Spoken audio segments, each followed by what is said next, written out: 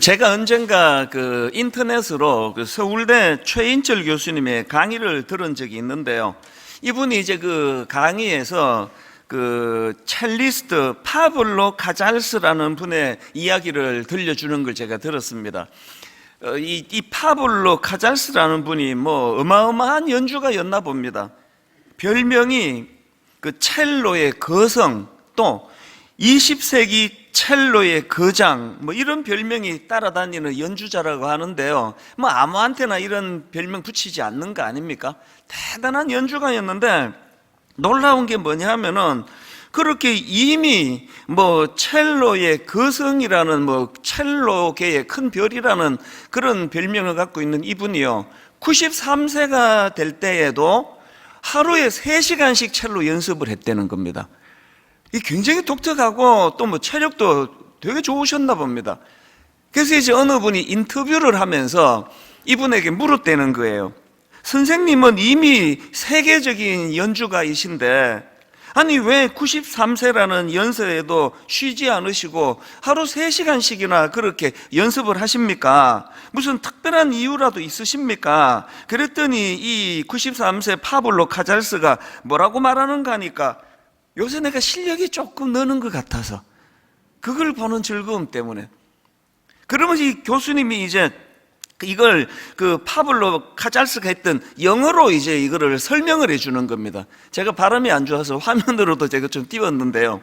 이렇게 말했습니다. I'm beginning to notice some improvement. 여기 이제 beginning to notice라는 이게 중요하다고 그렇게 교수님이 설명을 하는데, 이게 어떤 의미인가 하면은요, 예전에 우리가 초등학교 때 방학 되면 숙제를 가끔 주잖아요.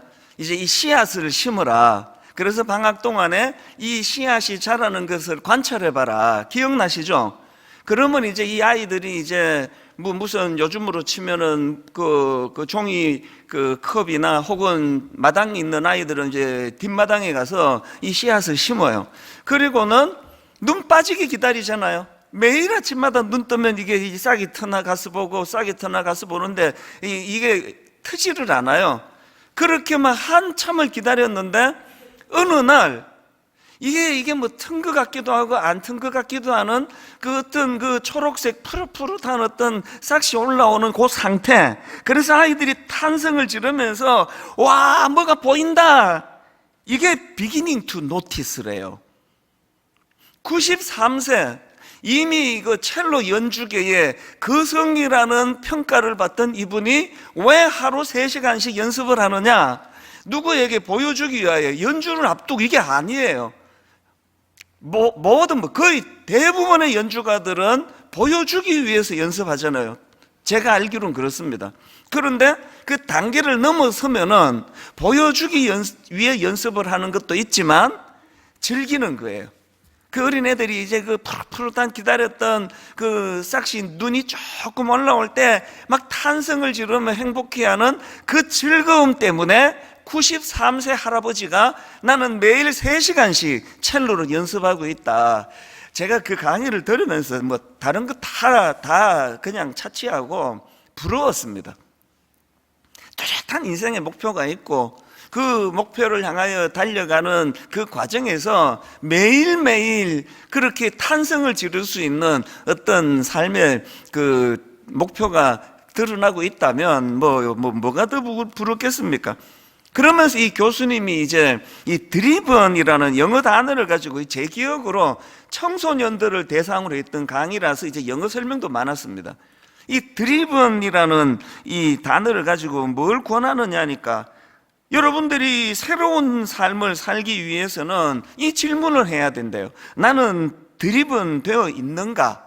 그러면서 이제 문법을 가지고 현재 완료형이니 과거 완료형이니 막 이런 설명을 하면서 이 드리븐을 뭐라고 이제 말하는가 하니까, 여기서 말하는 드리븐은 투지가 넘치는, 질주하는 이런 뜻을 갖고 있다. 매일 이걸 스스로에게 물어야 된다. 여러분은 여러분 인생에서 발견한 어떤 목적이 있어서 그 목적을 향하여, 그래서 차 운전하는 걸 드라이브라 그러잖아요. 이 드리븐 하는 거. 여기에 한번 인생을 걸고 그렇게 달려가는 거. 93세 그 할아버지가 이제 내가 첼로 연주가 움이 트는 것처럼 보인다. 사람들이 뭐 거성이니 거장이니 뭐 이런 데는 별로 관심이 없고 이 즐거움을 가지고 93세까지 행복하게 살 수 있다면 여러분에게는 이런 즐거움이 있으신가요?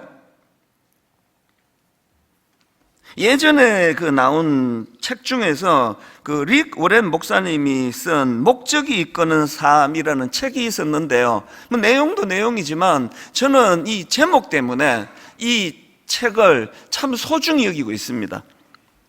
이제 미국 사람이 쓴 책이니까요. 원제가 The Purpose Driven Life. 여기도 드리븐이 나오잖아요. 이 책이 지금 뭘 강조하는가 하니까 문법적으로 이 드리븐이 이게 합성으로 쓰여지면 무엇의 주도로 또 무엇의 중심으로 이런 뜻이 되기 때문에 이 목적이 이끄는 삶이라는 제목 자체가 뭘 강조하는가 하니까 우리 인생은요 누군가의 혹은 무엇인가에 의하여 영향을 받을 수밖에 없기 때문에 그렇기 때문에 우리가 질문해야 되는 거예요. 그럼 내 인생은 무엇이 견인하고 있는가? 무엇이 내 인생을 끌고 가고 있는가? 요즘에 사회적으로 문제가 되는 게 자꾸 이제 어떤 사람을 청소년을 악하게 영향을 미쳐가지고 무슨 용어가 있잖아요. 그 아이를 이렇게 그냥 그래서 이제 굉장히 성적으로 유린을 하든지 돈을 다 그냥 착취를 하든지 이런 악한 범죄가 지금 득세를 하고 있는데요. 만약에 그렇게 드리븐하는 대상이 엄청나게 훌륭한 분이라면요. 그 아이가 뭐냐면 정신을 쏙 빼놓고 그렇게 흠모하고 따라가는 그게 범죄자가 성적으로 죄 지으려고 유혹하는 게 아니라 그 대상이 어마어마하게 존경할 만한 분이라면요. 제가 왜 목적이 이끄는 삶이라는 이 책을 가지고 한 번씩 제가 그걸 묵상하는가 하면은요. 그 책이 주장하는 게 뭐냐 하면은 우리는 무언가에 이끌려 살 수밖에 없는 존재라는 거예요. 왜 그렇게 이끌려 사느냐? 우리가 그렇게 지음 받았다는 거예요. 누군가에게는 영향을 받을 수밖에 없는 존재로 지음을 받았는데 우연히 태어난 존재가 아니라 하나님이 우리를 그렇게 지으셨다는 거예요. 그래서 누군가에게는 영향을 받을 수 없도록 또 무엇인가에게는 끌리며 살아야 그 인생이 행복하도록 그렇게 지음을 받았다. 그래서 우리는 단지 이 땅을 그냥 그저 세월 보내면서 사는 행복이 아니라 하나님께서 우리를 만드실 때 우리를 향한 어떤 목적과 계획이 있는데 이거를 발견하여 거기를 달려갈 때 인생이 행복해진다. 오늘 여러분을 이렇게 애타게 초청하고요. 그래서 지난주 오셨는데 제가 한 번만 더 와달라 그래서 오신 분 다음 주에 또 오세요. 다음 주에 또 오시면 좋겠습니다. 이걸 깨달을 때까지 오시면 좋겠습니다. 이게 왜 안 되느냐? 우리 성도님들은 다 알아요. 우리 집 아이들이 사춘기 때 제가 그냥 노래를 불렀던 이야기 중에 하나예요. 왜 사춘기가 위험하냐? 내가 이런 이야기를 해줘요, 우리 아들한테. 운전자가 운전을 하고 가다가 저기 길가에서 한 3살, 4살 꼬맹이들이 공놀이하면 모든 운전자가 다 긴장한다. 왠지 아니? 쟤들은 지금 몰두하고 있는 우주에서 공밖에 안 보이는 애들이야. 그래서 공놀이 하다가 저 공이 저 차도로 굴러가면 공밖에 안 보이기 때문에 지금 차가 쌩쌩 달리는데도 그 공 보고 질주할 애들이기 때문에 모든 운전자들이 그렇게 긴장하면서 그걸 지나가는 거야. 너희들 사춘기 때는 부모가 넓은 시각으로 아무리 설명을 해줘도 관심 있는 그 필이 꽂혀있는 공밖에 안 보이기 때문에 이것이 부모가 가장 답답해하는 부분이라고. 조금만 눈을 더 크게 떠보라고, 조금만 더 넓은 세계를 보라고. 통하지도 않을 이야기를 그냥 사춘기 내내 했거든요. 20대 후반 이제 그게 뭔 소리인지 좀 알겠대요. 그게 엄청 빨리 깨달은 거 아닙니까? 죽을 때까지 못 깨닫는 분이 대부분인데요. 하나님이 왜 안 보이시느냐고요? 제가 최근에 오늘 설교 제목도 이제 거기서 제가 뽑았는데요. 이 설교 제목이 뭐였더라? 기막히게 크신 하나님을 만나다. 이게 제가 어느 읽은 책에서 따온 제목이에요. 이분이 뭘 주장하는가 하니까 현대인들이 범하기 쉬운 오류가 비슷한 얘기를 그 책에서 하는 겁니다. 공만 보는 그 아이들과 비슷한 오류를 갖고 있다는 거예요. 자기가 몰두하고 있는 그 하나에만 몰두하다 보니까 그 책에서 주장하는 게 이 온 우주가 창조주 하나님의 광대하신 이야기래요. 온 우주가 창조하신 하나님의 스토리 없이는 설명이 되지 않는 것들이 다 꽉 차 있는데, 온 우주에서 3살 먹은 애가 즐겁게 공놀이하는 공에만 몰두하는 그 아이가 공밖에 안 보이듯이, 그래서 막 차도로 튀어가다가 교통사고 나고 그런 거 아닙니까? 오늘 여러분을 초대한 건요, 그렇게 분주하게 달려가던 그럼 잠깐만 좀 멈추시고 공만 보지 마시고 한번 주변도 둘러보시고, 저는 가을이 되면 황홀해요. 하나님의 솜씨가 말로는 알 수 없는 하나님의 손길이 느껴지니까요. 그래서 목사들이 이제 남자들이 많은데도 불구하고 엄청 감성적이 돼요. 가을이 되면 그냥 굉장히 마음이 벅차오르거든요. 왜? 다 죽어 있던, 저는 예전에 등산을 좋아할 때 나목이라 그러잖아요. 그냥 추운 겨울에 그 나무는요, 아름다움이고 뭐고 다 벌거벗고 죽음 직전까지 간 거 아닙니까? 그리고 삐쩍 마른 나무 하나 거기 서 있었는데, 거기에 생명을 불어 넣으시는 분이 하나님이시거든요. 그 생명을 불어 넣으시는 하나님의 손길이 느껴지니까, 와, 단풍 곱다. 저는 그것도 감동이 되지만요, 거기에서 하나님이 느껴지니까, 하나님의 손길이 느껴지니까. 지난주 말씀드렸던가요? 일부 때? 제가 다 죽은 인생이었어요. 20대 초반에. 완전 죽은 인생이었는데. 저는 이제 60대가 됐는데, 김영석 교수님 100세 넘으신 어른이 인생의 전성기가 65세부터 75세에서, 저는 이거요, 1%의 과장도 없는 말이라 생각합니다. 저는 제 인생 아직 전성기 아니라 생각해요. 어쩌면 제 전성기는 한 80 될지 모르죠. 하나님 그 전에 불러가실지 안 가실지 모르지만, 오늘 여러분들이 여기 초대받아 오셔서 한번 제가 호소하는 이 이야기에 한번 귀를 기울여 보시면 좋겠습니다. 지난주 제가 탕자의 비유를 가지고 탕자에 있던 둘째 아들이 아버지 앞으로 돌아왔을 때 그 아버지가 참 가락지를 끼우고 신발을 신기고 살찐 송아지를 잡아가지고 잔치를 베풀면서 그를 환대했다는 말씀이 주제였다면, 오늘 드리고 싶은 말씀은요, 우리가 창조주 하나님, 날 만드신 분, 날 설계하신 분, 여러분 텔레비전 하나 사가지고 그거 잘 활용하려면요, 컴퓨터 하나 사가지고 잘 활용하려면, 제가 희한한 걸 발견했어요.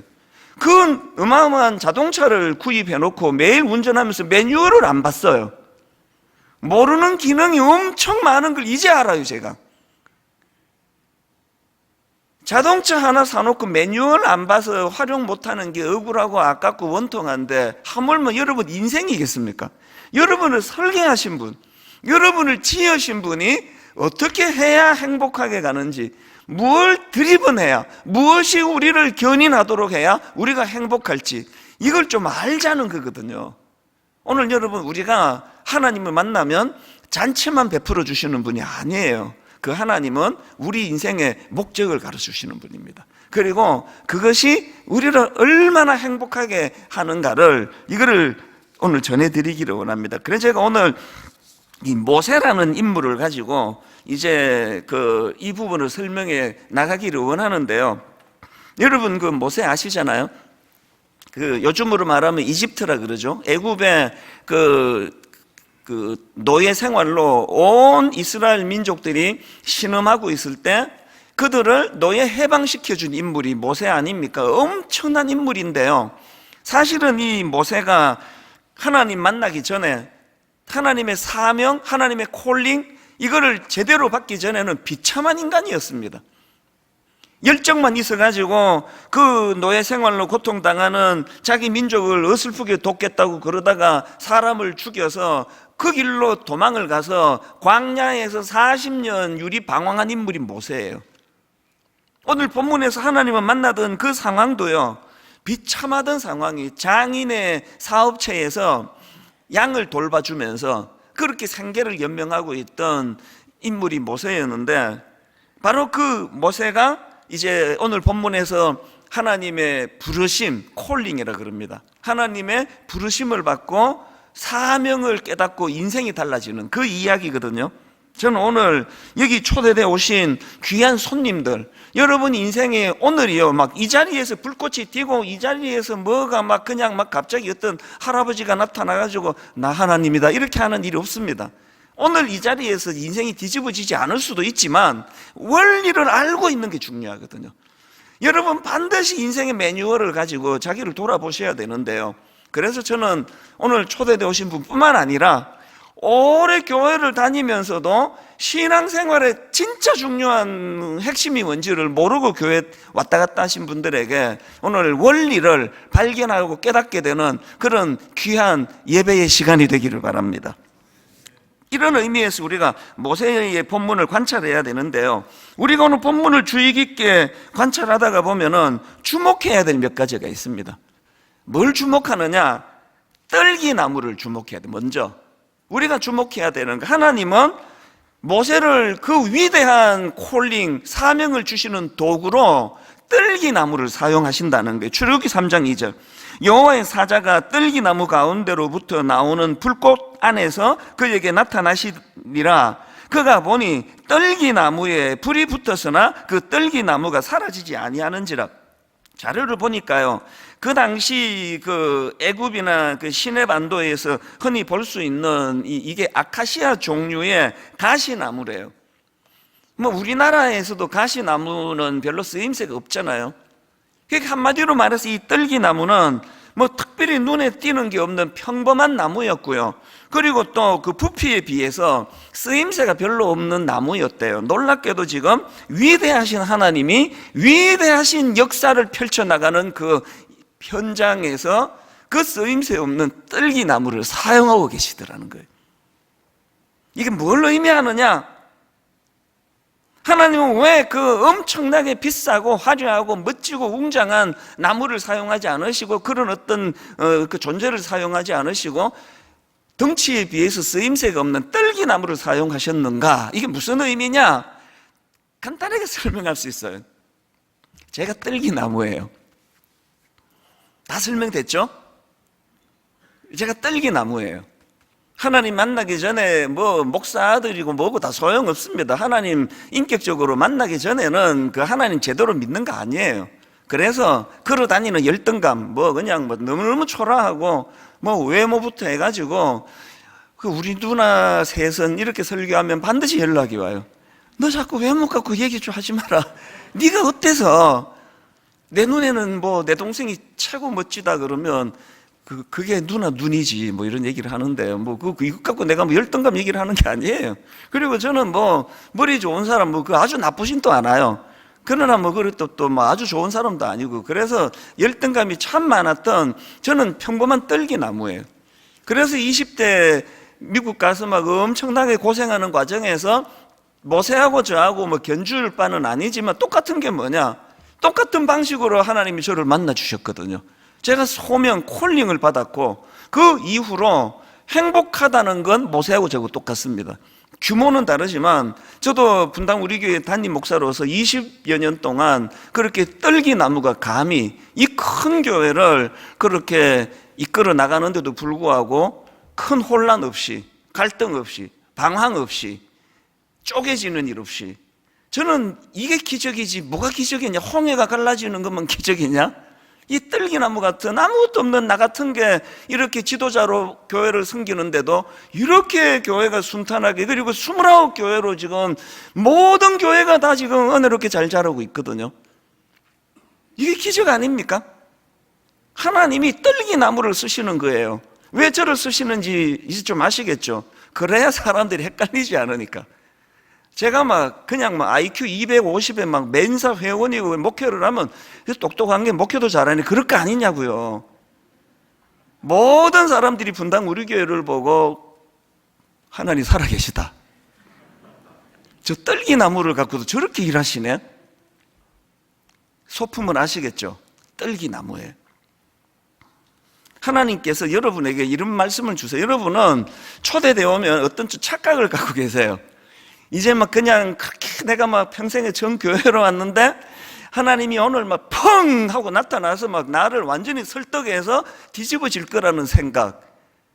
글쎄요, 여러분이 슈퍼맨이면 그렇게 일하실 거예요. 지금 모세는요 실패자예요. 열등감 투성입니다. 하나님은 모세의 상황에 걸맞게 임하시는 거예요. 떨기나무로 임하시는 겁니다. 이게 첫 번째 제가 주목하는 거고요.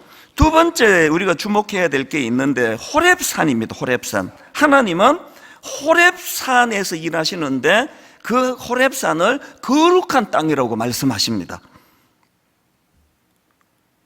출애굽기 3장 5절 하나님이 이르시되 이리로 가까이 오지 말라. 내가 선 곳은 거룩한 땅이니. 상당히 많은 크리스찬들이 여기서 헷갈려요. 제가 이 말씀을 묵상하다가 제 어린 시절 교회가 생각났는데 60년대 70년대 자체가 보수적이었지만 그 교회는 더 보수적이었어요. 놀랍게도요, 이 강단이 이게 하나님 말씀을 전하는 거룩한 땅이기 때문에 놀랍게도 여성을 못 올라오게 했어요. 모든 여성들이 또 그걸 당연히 생각했습니다. 그때 교회에 그 관리 집사님 집이 이제 보통 교회에다가 있어서 새벽기도 문도 열고 또 이제 청소도 하고 부부가 다 청소를 하는데 그 부인이 유일하게 청소를 못하는 게 강대상이죠. 그리고 강대상이 이것처럼 우리처럼 이렇게 평범하지 않아요. 막 못 올라오게 이렇게 함부로 못 올라오게 막 굉장히 높게 만들고 설교 들으면 목 엄청 아픕니다. 그리고 출입구가 따로 있거든요. 그래서 그 여집사님이 난 되게 행복했다 생각해요. 저기 청소 안 해도 되니까. 저기 남자만 해야 되니까. 뭘 착각한 거예요? 호렙산이 뭐 엄청난 무슨 거룩한 재료로 만든 것처럼 생각하는 거, 이게 엄청난 착각 아닙니까? 하나님이 지금 호렙산을 거룩한 곳이라고, 그래서 이따가 설명하겠지, 신을 벗으라 그러는데요, 호렙산은요 그 이름 뜻도 호렙, 이건 건조한 곳이고요, 건조한 사막지대예요. 그 요새 그 땅으로 파면은 그 몇 푼 못 받아요. 팔려고 하는데 누가 그 사막 땅을 비싼 돈 주고 사겠냐고요. 잘 들으셔야 됩니다. 호렙 땅 자체가 황금으로 만들어져서 거룩한 곳이 아니고요, 하나님이 그곳을 방문해 계시기 때문에 그곳이 거룩한 곳이에요. 모세가 신발을 벗어야 되는 이유가 있다면 그 땅의 성분이 아니에요. 저는 저를 성직자라고 부르는 거 별로 좋아하지 않습니다. 좋은 표현 아니에요. 저만 성직자가 아니겠, 그럼 모든 우리 집사님도 성직자라고 부르신다면 그럼 저도 성직자 할래요. 저는 떨기나무예요. 성직자 아닙니다. 잘 들으세요. 이것도 모든 인간은 존경의 대상이 아니에요. 목사님 존경합니다 이런 얘기 앞으로 하지 마세요. 뭐 이제는 안 했지만 인간은 존경의 대상이 아니에요. 인간은 떨기나무예요. 단 제 인생에 하나님이 임재해 계신다면 그 사람이 하는 목회는 성직이에요. 지금 학교 선생님, 그것이 성직입니까 아닙니까? 교수직, 그게 성직입니까 아닙니까? 다 말씀드렸잖아요. 그건 자기가 택한다고. 하나님의 사명을 따라 교수직을 행하면 그게 성직이에요. 돈벌이 하려고 교수하면 그거는 아주 참 가슴 아픈 직책입니다. 목사도 마찬가지예요. 목사가 다 성직자라고요? 천만의 말씀이에요. 하나님이신 소명을 따라 거룩하신 하나님을 마음에 모시고 그분과 동행하며 하는 목회만이 성직인 줄 믿으시기를 바랍니다. 그래서 여러분, 이 강대상을 너무 막 의미 부여하는 그거 굉장히 이단 그 우상을 섬기는 짓이에요. 오늘 우리가 예배할 때 이 자리만이 거룩해서 여자분들도 막 못 올라가, 이것도 틀려먹은 거 아닙니까? 이런 어떤 잘못된 관행들을 다 깨부시고 이게 어떤 남성이다, 여성이다, 어린아이다, 어른이다, 할아버지다 이런 걸로 거룩을 구분하는 게 아니라 여러분들 안에서 이제 이 하나님의 거룩하신 하나님의 임재를 경험하는 차원에서 여러분은 하나님의 사람들이 되신 줄로 믿습니다. 그 다음에 이제 또 한 가지 더 살펴봐야 되는 게 이제 한 가지 더 집중할 게, 하나님이 모세에게 소명을 주시면서 한 가지를 부탁을 하십니다. 명령을 하십니다. 신을 벗으라는 거예요. 모세에게 신발을 벗으라고 요구하신다.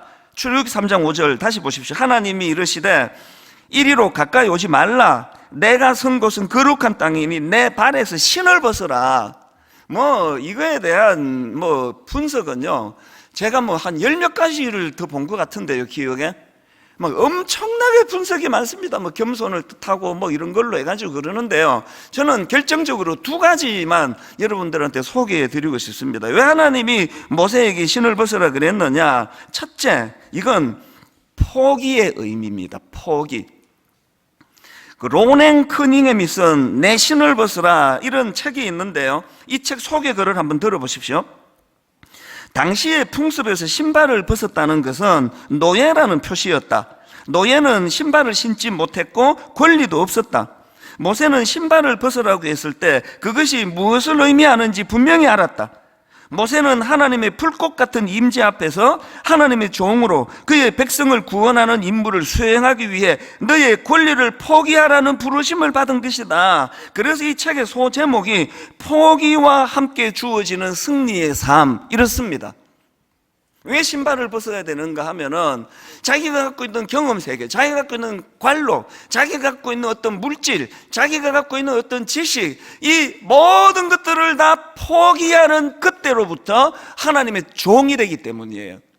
목회가 똑똑한 사람들이 한다고 잘 되는 게 아니고요, 갖춘 거 많다고 잘 되는 거 아니고요, 이 포기의 의미를 아는 그 사람이 하는 목회가 은혜로운 목회가 되는 겁니다. 그래서 그 책에 보면은 이런 내용도 있습니다. 세상은 우리에게 포기 이퀄 패배라는 가치관을 따를 것을 권하지만 하나님은 소중한 것을 포기할 때 더 큰 승리와 성취를 이루게 하신다. 그래서 제가 아까 난 떨기나무라는 사실을 자랑스럽게 이야기를 했잖아요. 저는 포기할 게 별로 없는 사람이니까 목회하는데도 그렇게 어려운 게 없습니다. 뭘 제가 포기할 게 뭐가 있습니까? 그냥 이렇게 없이 살면 되는 거거든요. 내가 내 어떤 의지하고 자랑하던 그 무엇을 내려놓는 그 순간에서부터 이게 포기로부터 이게 내 발에 신을 벗는 행위, 여기서부터 살아계신 하나님의 인도하심을 경험할 수 있다는 거. 그래서 우리 성도님들은 이미 좀 지겨울 정도로 다 아시잖아요. 매일매일의 목회를, 저희 교회는요 20년 동안 11월 달 12월 달에 수첩에다가 2023년도 목표 이런 거 한 번 해본 적이 없습니다. 그럴 실력이 없어요. 제가 내년에 뭘 해야 되는지 올해 뭘 할지도 모르는 제가 내년도 계획 어떻게 하느냐, 우리 이거 그런 거 없습니다. 그 매일 새벽마다 그날 지침을 받아야 돼요. 그날 지침을 안 받으면 그날은 어김없이 오리무중이에요. 신경질도 많아지고 부목사 불러서 그냥 안 해도 되는 이런 쓸데없는 소리도 많이 하고 그래서 제가 항상 출근하기 전에 적어도 서너 시간 하나님의 지침을 받아요. 그게 이제 새벽이에요. 이게 신을 벗는 거예요. 포기하는 거. 그 다음에 두 번째로 그 신을 벗는 것의 의미가 뭐냐? 거룩을 회복하라는 거예요. 거룩을 회복하라. 신을 벗으라고 말씀하신 의미가 뭐냐고 엄청나게 많은 분석들을 하지만 또 어떨 때 보면 좀 웃겨요, 그게. 왜? 하나님이 말씀하세요, 그 이유를. 그 5절에 나오거든요. 한번 다시 보십시오. 하나님이 이르시되 이리로 가까이 오지 말라. 왜? 네가 선 곳은 거룩한 땅이니, 그 다음 보세요. 너의 발에서 신을 벗어라. 왜 신을 벗으라고 이제 설명해 주시잖아요. 잘 들으셔야 됩니다. 기독교는요 낮아짐의 종교예요. 내 모든 것들이 배설물, 이게 쓰잘데없는 것이라고 그걸 포기하는 종교고요. 그런가 하면 우리 기독교는 더 중요한 거, 거룩을 추구하는 종교예요. 그 교회가 사람 많이 모이네? 좋은 교회네? 아닙니다. 사람 많이 모여서 좋은 교회가 아니라 거룩을 추구하는 교회가 좋은 교회예요. 저 사람 예수 믿고 엄청 일이 잘 풀렸다고 떠들고 다니네? 일 잘 풀려서 떠드는 그게 성숙이 아니고요, 예수 믿고 거룩해진 그게 성숙입니다. 야, 우리 목사 설교 진짜 잘해. 그냥 입에다가 모터를 달아놨는지 막 설교 막 청산유수 같이 해.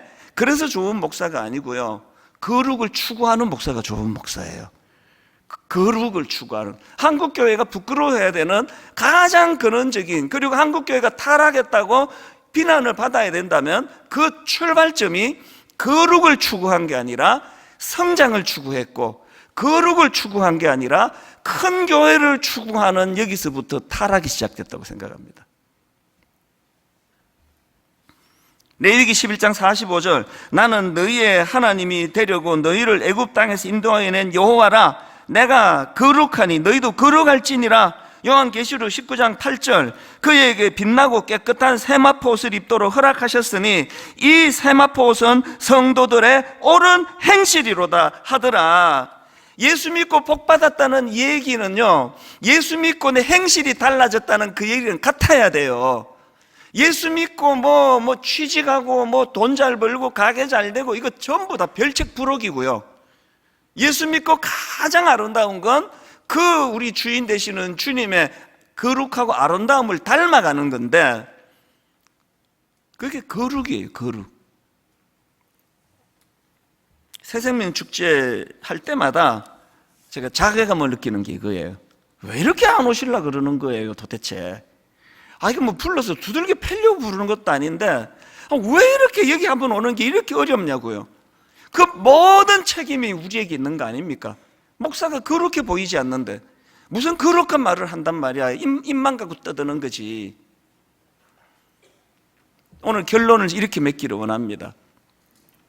사실 제가 참 떨기나무였는데, 대학교 다닐 때를 보면은 정말 저는 개념 없이 살았어요.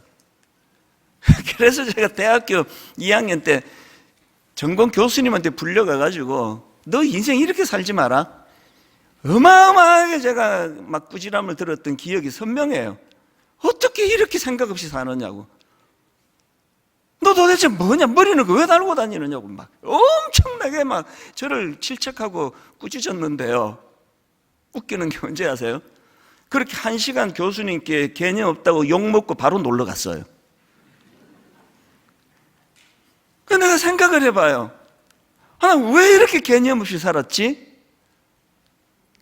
꿈이 없었던 거예요. 누구도 저에게 목표를 가르쳐 준 사람이 없었어요.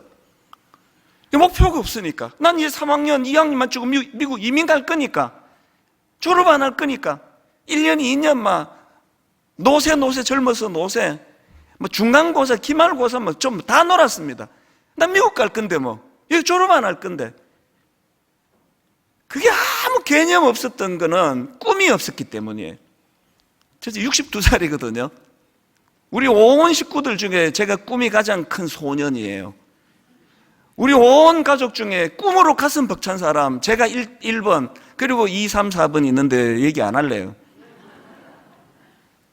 가슴이 너무 벅차요. 오늘 새벽에도. 여러분, 제 인생은요, 지금까지는 연습 기간이었고요, 제 인생은 지금부터 시작입니다. 이게 그냥 뻥치는지 지켜보면 아실 거 아닙니까? 여러분, 이 교회에서 이제 어떤 일들이 펼쳐질지를 여러분 이제 곧 보시게 될 거 아닙니까? 본격적으로 하나님 꿈 펼치기도 전이에요. 지금 오늘 처음 초대받아 오신 분들을 포함해서 오늘 예배드리는 모든 분들이 두 가지 기억하셔야 됩니다. 새생명 축제, 하나님은 환대해 주시는 분이에요. 어떤 경우라도, 어떤 궤도에서 낙오가 되고 멀리 떠나갔다 할지라도 돌아오기만 하면 하나님은 그 인생을 환대해 주세요. 잔치를 베풀어 주십니다. 그리고 더 중요한 거, 잔치만 베풀어 주시는 게 아니라 그 인생의 의미를 깨닫게 해주세요. 매일매일이 제가 하는 일이 그냥 어마어마하게 좋은 일이라기보다는 저는 매일매일의 일상이 너무 황홀해요. 매일매일의 일상이, 나이가 들어가는 게 저는 너무너무 기쁘고 좋은 사람이에요. 왠지 아십니까? 아까 93세 그 할아버지 연주자한테서 들었잖아요. 이제 제 인생이 조금 하나님의 뜻을 이제 알듯 말듯, 우미 털듯 말듯 그래요. 그러니까 너무 행복한 겁니다. 오늘 여러분들에게 우리 이 찬양으로 여러분들을 좀 섬기고 싶은데요. 주께 가까이 날 이끄소서. 간절히 주님만을 원합니다. 채워주소서. 무엇으로? 주님의 사랑으로. 그래서 진정한 찬양 들을 수 있도록. 여러분, 목마름이 필요해요. 하나님, 저렇게 앞에서 확신을 갖고 그렇게 떠들어대는 저 목사처럼 나도 한번 하나님 만나고 싶습니다. 이 간절함이 필요해요. 이 찬양을 통해서 성령님이 여러분 마음을 두드려 주시리라고 믿습니다. 우리 같이 한번 불러보기 원합니다. 주께 가까이, 주께 가까이 날 이끄소서. 간절히 주님만을 원합니다. 주님만을 원합니다. 채워주소서. 채워주소서. 주의 사랑을 진정한 찬양 드릴 수 있도록 우리 조금 더 갈망하며 조금 더 집중하여 주께 가까이 날 이끄소서. 간절히 주님만을 원합니다. 채워주소서. 주의 사랑을 진정한 찬양 드릴 수 있도록 목마른 나의 영혼 주를 부르니 나의 맘 만져 주소서. 주님만을 원합니다. 더 원합니다. 나의 맘 만져 주소서. 한 번 더 노래합니다. 주께 가까이 날 이끄소서. 간절히 주님만을 원합니다. 참 마음이 허하고 공허한 분들 채워주소서. 주의 사랑을 진정한 찬양 드릴 수 있도록 힘있게 목마른 나의 영혼 누구를 부릅니까? 주를 부르니 나의 맘 만져 주소서. 그분을 집중합니다. 주님만을 원합니다. 더 원합니다. 나의 맘 만져 주소서. 나의 길 오직 그가 아시나니.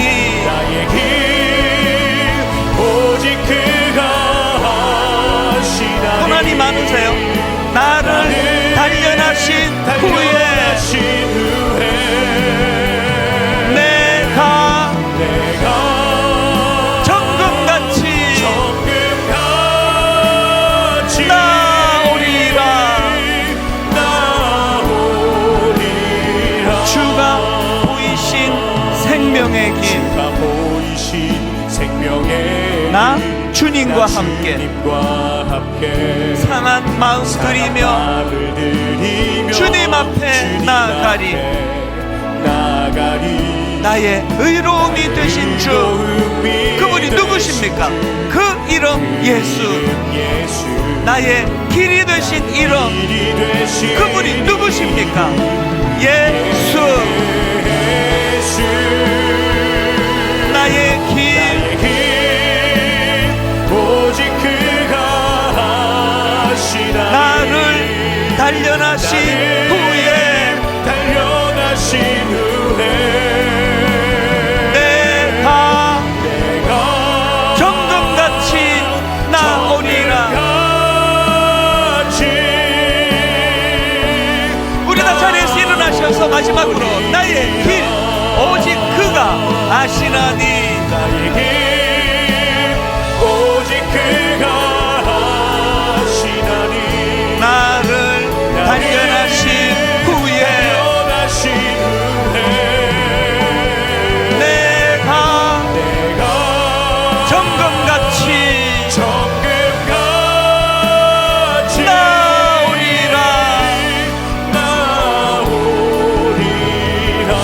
같이 기도하실 때 오늘 초대받아 오신 귀한 손님들 위하여 하나님, 저분들이 정말 귀한 발걸음 하셨는데 사람만 보고 가지 않도록 하나님, 오늘 저들이 드리는 이 순간, 이 예배가 모세가 하나님의 콜링을 받던 그 의미 부여가 일어나기를 원합니다.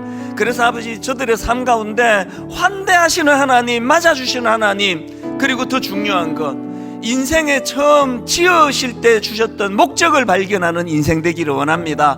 그리고 우리 각자 자신을 놓고 한번 통성으로 같이 기도하기 원합니다. 합심하여 기도하시겠습니다. 살아계신 하나님 아버지, 하나님의 은혜가 이 시간 오늘 여기 초대받아 오신 귀한 손님들에게 전해지게 하여 주시옵소서. 하나님, 우리는 무엇인가 목적을 위하여 지원받은 존재인데 하나님, 그 목적이 살아계신 하나님의 영광을 위한 것입니다. 하나님을 높여드리는 것입니다. 하나님, 우리가 이 땅을 살아가면서 살아계신 하나님을 높여드리는 그 아름다운 목표를 향하여, 목적을 향해 나아갈 때에 그것이 우리 삶을 드립을 하게 되는 것입니다. 하나님, 무엇이 나를 견인하게 하나님을 제대로 숨기고 제대로 믿는 자들에게는 바로 하나님이 우리 계신 이 목적이 우리 인생을 견인한다는 사실을 자각하고 깨달아 알 수 있도록 인도하여 주시옵소서. 우리가 하나님을 하나도 우리 안에 모시고 하나님의 그 인기를 매일매일 나아가 있으는 그 주님 앞으로 나아가기를 원합니다. 아버지, 우리가 포기해야 될 것을 주시옵소서. 벗어버리고 살아계신 하나님 인도하여 주시옵소서. 오 하나님 아버지, 하나님의 인도하심을 경험하는 그런 귀한 사람들을 인도하여 주시옵소서. 고르를 추구하며 나아가는 우리가 될 수 있도록 인도하여 주시옵소서. 고마우신 하나님 아버지, 참 노심초사하며 사랑하는 가족들을, 또 주변에 참 사랑하는 지인들을 초대하여 노심초사 함께 예배하고 있습니다. 저들의 애쓰는 것 주님 받으시는 줄 믿습니다. 오늘 초대되어 온 귀한 손님들에게 살아계신 하나님, 모세를 만나 주셨듯이 모세에게 그 인생의 소명을 주셨던 것처럼 오늘 그것을 발견하는 은혜가 우리 손님들에게 이루어지도록 도와주시고, 또 모든 예배하는 주님의 자녀들에게 이루어지도록 함께하여 주시옵소서. 우리는 떨기나무입니다. 이 사실을 잊지 않기를 원합니다. 우리는 호렙산 자체가 어마어마한 곳인지 생각하지만 아닙니다. 광야입니다. 공허한 땅입니다. 그 호렙산에 하나님이 임재하시기 때문에 거룩한 땅이 되었다면 우리도 거룩한 사람들이 되게 하여 주시옵소서. 우리 모두가 이번 한 주간 하나님이 내 인생을 통하여 펼쳐나가시는 아름다운 삶의 목표와 목적과 의미를, 이것을 찾아 나가는 참 드리븐 무엇인가를 깨달아 아는 그런 한 주간 되도록 인도하여 주시옵소서.